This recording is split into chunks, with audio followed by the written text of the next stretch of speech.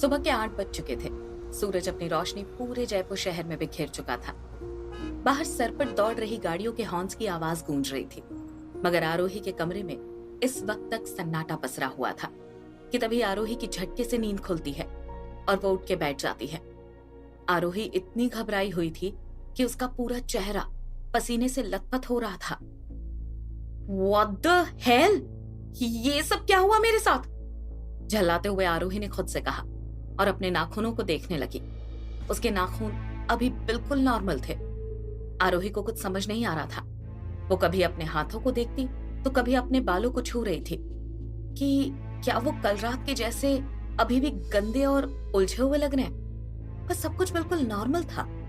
आरोही को यकीन नहीं हुआ तो बेड से उतरकर वो मिरर के सामने जाकर खड़ी हुई और खुद को अच्छे से देखने लगी। मिरर में भी देखने पर आरोही को खुद में सब नॉर्मल दिखा तो उसने थोड़ी राहत की सांस ली। सब तो नॉर्मल ही है, फिर वो सब क्या था? अपने हाथों को देखते हुए आरोही ने कहा। आरोही समझ नहीं पा रही थी कि कल रात उसके साथ जो कुछ भी हुआ वो सपना था या हकीकत। शट अप आरोही, वो सब सिर्फ एक बुरा सपना था, इतना मत सोच उसके बारे में। ये बोलकर वो खुद को तसल्ली देने लगी और यकीन दिलाने लगी कि वो महज एक बुरा सपना था और कुछ नहीं। पर वो लड़का नहीं, मजिशियन या फिर कोई भूत, व्हाटएवर जो भी था, वो कौन था? एक बार फिर कंफ्यूज्ड आरोही ने खुद से सवाल किया। घबराई हुई आरोही के पास इस वक्त सवालों का एक ऐसा पिटारा था जिसमें इतने सवाल थे कि उनके जवाब दे पाना किसी के बस का नहीं था। अभी आरोही शीशे के सामने खड़ी ये सब सोच ही रही थी कि किचन से एक तेज आवाज आती है। आरोही, और कितना रेडी होगी? अब आ भी जाओ, मैं कब से इंतजार कर रही हूं नाश्ता लेकर। यह आवाज आरोही की माँ कात्यायनी की थी, जो उसे नाश्ता करने के लिए बुला रही थी। माँ की आवाज सुन आरोही अपने ख्याल से बाहर आती है और अपने सिर पर हाथ रखते हुए मन में बड़बड़ाती है। ओह गॉड, लगता है मैं फिर लेट हो गई आज। देख आरोही, अब तू ये सपना वपना छोड़ और कॉलेज भाग, वरना माँ आज तेरी बैंड बजा देने वाली है। कहते हुए हड़बड़ाहट में आरोही अपना स्कार्फ उठाती है, गले में बांधती है और तुरंत डाइनिंग रूम की तरफ जाती है। आरोही को सामने देखते ही डाइनिंग टेबल पर प्लेट्स लगाते हुए कात्यायनी आगे बोलने लगती है। रोज रोज का यही है तुम्हारा, पता नहीं क्या करती रहती हो सारा दिन उस शीशे के सामने खड़ी होकर। आरोही ज्यादा बात करना पसंद नहीं करती थी किसी से, यहाँ तक कि अपनी माँ से भी सिर्फ जरूरत भर ही बोलती थी। अभी भी उसने अपनी सफाई में कुछ नहीं कहा और चुपचाप नाश्ता करके कॉलेज के लिए निकल गई। आरोही अक्सर अकेले ही कॉलेज आती जाती थी क्योंकि उसका कोई दोस्त नहीं था। होता भी कैसे, आरोही तो किसी से बात ही नहीं करती थी। वो हमेशा खुद में ही खोई रहती, न किसी से कुछ पूछना और न किसी को अपने बारे में कुछ बताना। अब शाम के 4 बज चुके थे। कॉलेज से बच्चों की छुट्टी हो गई थी। आरोही रोड पर सिर झुकाए अकेले ही चल रही थी। वहीं कॉलेज के दूसरे बच्चे अपने अपने ग्रुप्स के साथ मस्ती करते हुए जा रहे थे। तभी एक लड़का जिसका नाम रियान है, आरोही को देखते ही खुश होकर हवा में हाथ लहराने लगता है और कहता है, हे आरोही। आरोही ये आवाज सुन उसकी तरफ देखती तो है, पर हमेशा की तरह कुछ जवाब दिए बिना ही आगे बढ़ जाती है। आरोही का ये बर्ताव देखकर रियान से कुछ दूरी पर चल रहे लड़के हंसने लगते हैं और आपस में उसका मजाक उड़ाते हुए कहते हैं, क्या है यार, ऐसी लड़की के पीछे भी क्या पड़े रहना जो भाव ही ना दे। रियान उन लड़कों की बातों को अवॉइड कर देता है और आगे चलने लगता है। रियान आरोही की ही क्लास में पढ़ता था। वो भी आरोही की तरह किसी से बात नहीं करता और ना दोस्त बनाता, पर वो हमेशा आरोही से बात करने की कोशिश करता था और आरोही हमेशा उसे नजरअंदाज करती। कॉलेज से कुछ दूरी पर ही बस स्टैंड था, वहीं से आरोही लोकल बस से कॉलेज से घर जाती थी। रियान भी इसी बस से घर जाता था क्योंकि आरोही के बगल वाली गली में ही उसका भी घर था। ये लोकल बस ठीक 4:20 पर आती थी। आज भी आरोही बस स्टैंड पर खड़ी होकर अपनी बस का इंतजार कर रही थी। जैसे ही 4:20 हुआ, बस हॉर्न बजाते हुए स्टैंड पर आकर खड़ी हो गई। आरोही बस पर चढ़ी और लास्ट वाली सीट से एक सीट पहले खिड़की वाली साइड पर जाकर बैठ गई। जहां वो हर रोज बैठा करती थी। बस में बैठते ही उसने हमेशा की तरह कान में ईयरफोन लगा लिया ताकि कोई उससे बात ना करे। रेयान भी आरोही के ठीक पीछे वाली सीट पर बैठ गया। बस आगे चल पड़ी। बस ने अभी एक स्टेशन ही पार किया कि अगले स्टेशन पर पीली शर्ट और नीली पैंट पहने एक अधेड़ उम्र का आदमी आरोही के बगल में आकर बैठ जाता है।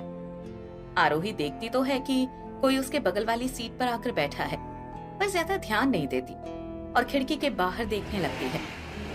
बस जैसे ही दोबारा शुरू होती है और कुछ दूर चलती है, तभी वो आदमी आरोही से पूछता है, कहाँ पढ़ती हो? आरोही इस पर पलटकर उस आदमी की ओर देखती है, पर कुछ जवाब नहीं देती। वो आदमी फिर मजाकिया आवाज में पूछता है, तुमने बताया नहीं कहाँ पढ़ती हो, गुस्सा हो क्या? आरोही इस बार भी उस आदमी के सवाल को अनसुना कर देती है। कुछ देर बाद वो आदमी बिना कुछ बोले आरोही के पैरों पर हाथ फेरने लगता है, तो आरोही और किनारे होकर सिकुड़कर बैठ जाती है। फिर वो आदमी धीरे धीरे आरोही के बालों पर हाथ फेरता है और उसके उभरे हुए स्तनों को छूने की उम्मीद में अपना हाथ धीरे धीरे उसकी ओर ले जाता है। आरोही ये देख उसका हाथ झटक कर दूसरी तरफ कर देती है, पर तभी वो उसका हाथ पकड़ लेता है। आरोही अपना हाथ छुड़ाने की कोशिश करने लगती है, पर नहीं छुड़ा पाती। वो चिल्लाना चाहती है, लोगों को बताना चाहती है कि वो बदसलूकी कर रहा है उसके साथ, मगर वो ऐसा नहीं कर पाती। बेबसी में आरोही की आंखों से आंसू की एक बूंद गिर पड़ती है। तभी आरोही का स्टेशन आ जाता है और वो बस से उतरकर जाने लगती है। वो आदमी उसे खिड़की से देखने लगता है और हंसता है, पर आरोही के भीतर इतनी हिम्मत ही नहीं बची थी कि वो दोबारा उस आदमी की शक्ल देख सके। नहीं आरोही, रोना नहीं है, कहते हुए वो अपने दोनों हाथों की कस के मुट्ठी बांधती है। अब बिना पीछे मुड़े तेजी से अपने घर की ओर चली जाती है। आरोही घर पहुंचते ही डोरबेल बार बार बजाने लगती है।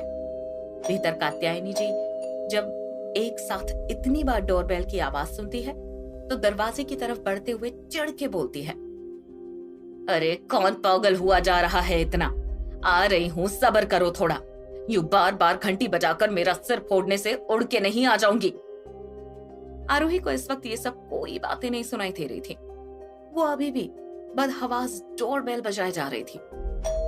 कात्यायनी ने जैसे ही दरवाजा खोला, आरोही तेजी से अपने कमरे की तरफ भाग गई और कमरे को अंदर से लॉक कर लिया। आरोही ने कात्यायनी से कुछ कहा नहीं, पर उसके चेहरे को देखकर कात्यायनी को अंदाजा लग गया था कि आरोही किसी बात से परेशान है। पर कात्यायनी ने इस वक्त आरोही से सवाल करना सही नहीं समझा और बात करने के लिए सही टाइम का इंतजार करने लगी। इधर आरोही कमरे में आकर बिस्तर पर अपना तकिया पकड़कर बिलख बिलख कर रोने लगी। कोसने लगी खुद को कि क्यों वो इतनी कमजोर है, आखिर क्यों वो उस आदमी से नहीं लड़ सकी, क्यों उसको वही मुंह तोड़ जवाब नहीं दे सकी। ये सब सोचकर रोते हुए आरोही कब सो गई उसे पता ही नहीं चला। रात के 12 बज चुके थे। सड़कों पर गाड़ियों की आवाजाही बहुत कम हो चुकी थी। ऐसे ही एक सुनसान सड़क पर एक आदमी नशे में धुत लड़खड़ाते हुए अकेले चल रहा था। सड़क पर बेवजह टहलते हुए वो आदमी एक अश्लील गीत गा रहा था। तभी अचानक से एक तेज तूफानी हवा उसके चारों ओर मंडराने लगी। हवा की स्पीड इतनी तेज थी कि उससे जमीन पर पड़ा कूड़ा और मिट्टी भी जमीन से लगभग 5 फीट की ऊंचाई पर आसमान में उड़ने लगा। इससे पहले वो आदमी कुछ बोल या समझ पाता, उस तेज तूफान हवा में उसे परछाई सी दिखी। जब उसने थोड़ा ध्यान से देखा तो सामने एक लड़की खड़ी थी।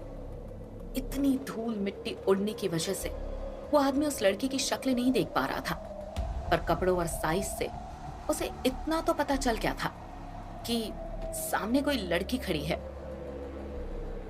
कौन हो तुम? अपनी आंखों को मलते हुए उस आदमी ने पूछा, पर उस लड़की ने कोई जवाब नहीं दिया और आदमी का गला पकड़ लिया। उस लड़की की पकड़ इतनी मजबूत थी कि वो आदमी वहीं तड़पने लगा। दोनों हाथ जोड़कर सांसों की भीख मांगने लगा। पर देखते ही देखते कुछ ही सेकंड्स के भीतर उस आदमी के प्राण पखेरु उड़ गए। जैसे उसने दम तोड़ा तो वो हवा और वो लड़की दोनों वहां से तुरंत गायब हो गए। आखिर कौन था ये आदमी और किसने मारा इसे?